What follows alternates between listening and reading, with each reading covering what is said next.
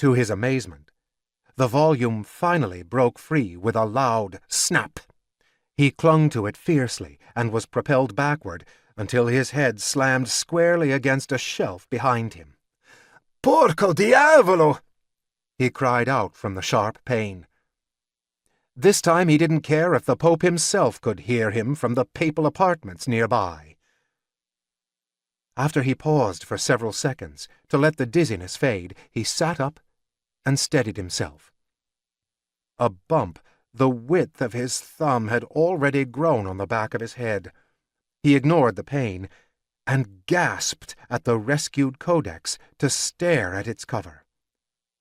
"Truly ancient," he thought, as he held it up and turned it from side to side to examine it in the dim light. He was surprised when a tattered cloth fluttered from the book and fell directly into his lap.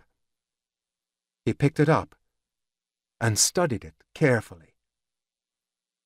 The size of a kerchief, it was spotted and worn, and had been folded several times over and pressed between the pages of the codex.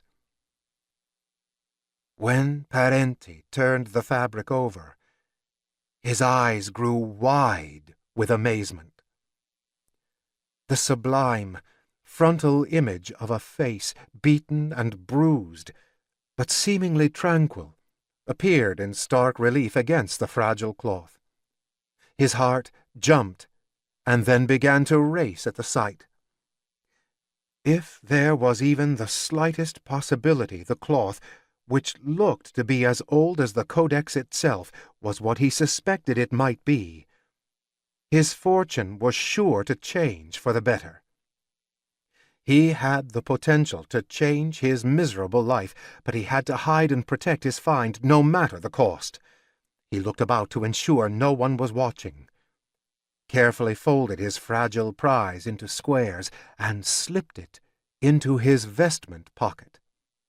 He could study it later, safe from the prying eyes of others.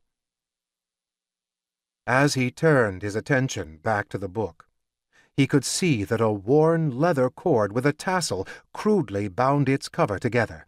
The crumbled edges of the pages opposite the delicate binding were familiar to him. Definitely papyrus, he thought, which dated the work to the 3rd century A.D. at the latest. Curious, he ran his fingers across the smooth, title-less cover that appeared to be ancient animal skin. He paused, took a long breath, and wondered what rare work he held. Then he removed the leather fastener tied to the binding and opened the book that would change the world forever.